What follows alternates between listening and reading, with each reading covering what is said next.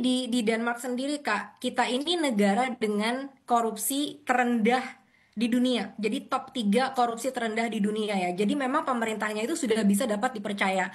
Makanya kepercayaan dari publik itu luar biasa besar terhadap pemerintah. Saat pemerintah itu berkata sesuatu yang menyakiti masyarakat gitu ya, nggak usah sampai sana, Kak.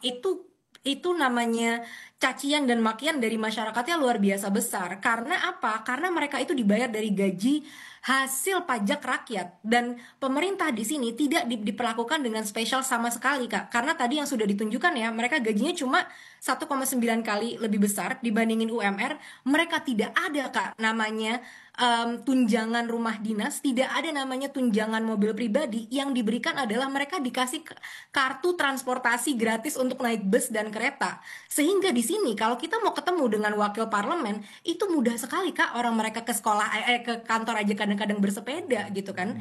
Dan kelihatan ya, Kak, hasil kerjanya. Denmark salah satu negara paling bahagia di dunia dengan tadi aku bilang tingkat korupsi terendah, dan segalanya pendidikan, kesehatan itu gratis, Kak. Namanya pendidikan gratis itu bukan itu gratis sampai S2 dan sampai S3. Jadi bisa sekolah sampai manapun, dan bukan cuma gratis, namanya mahasiswa itu dibayar, Kak, sama pemerintah untuk bisa belajar. Gitu. Jadi luar biasa sekali tuh. Mereka menerima kritik, dan bahkan kadang-kadang kalau mereka mau membuat kebijakan, Kak, mereka bikin surat terbuka. Aku sendiri ya, yang bukan warga negara Denmark, mendapatkan surat itu untuk diundang datang memberikan aspirasiku, dan mereka akan share nih, oh ini rencana kita, kira-kira ada masukan, ada feedback dari rakyat-rakyat gitu kan. Dan makanya karena dari situ akhirnya kepercayaan publik terhadap politisi itu tinggi sekali di Denmark. Artinya partisipasi publik itu dinilai sangat penting oleh wakil rakyat, terutama saat ini Anda berada di Denmark, melihat potret itu adalah bagian penting terkait dengan demokrasi. Untuk saat ini, apa saja langkah Anda terutama dengan diaspora Indonesia di sana untuk menjembatani terkait dengan pikiran Anda, kritikan Anda terkait dengan tunjangan fantastis ini?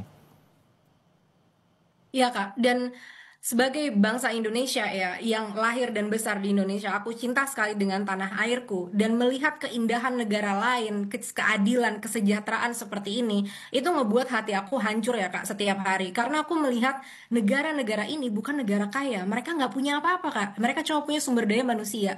Dibandingkan dengan negaraku yang sumber daya manusianya luar biasa banyak, alamnya luar biasa hebat, tapi kemiskinannya luar biasa besar. Nah, berangkat dari situ, kita diaspora itu merasakan kesedihan yang luar biasa dengan apa yang terjadi di Indonesia. Ditambah lagi dengan sikap arogan yang kita lihat dari mulai bupati-pati, anggota-anggota DPR, pelawak-pelawak di DPR yang joget gitu ya dengan situasi yang menyedihkan ini. Ahmad Syaroni yang Baik. mengatakan rakyatnya sendiri. Nah, itu ngebuat kita ngerasa semakin marah gitu ya, Kak. Dan aku merasa kita sebagai diaspora, kita punya privilege, kita jauh dari Indonesia. Jadi kita akan lebih sulit kalau mau dibungkam sama pemerintah Indonesia. Jadi disitulah letak perjuangan kita, Kak. Kita punya pendidikan, kita punya karir yang sukses di sini. Kita nggak lagi berkecimpung dengan survival gitu ya. Harus cari uang setiap hari yang kesulitan dan lain sebagainya. Kita udah keluar dari Baik. itu. Jadi harusnya dengan privilege yang kita punya, kita bisa bantu Baik. saudara sebangsa setanah air kita untuk keluar dari situasi yang menyedihkan ini.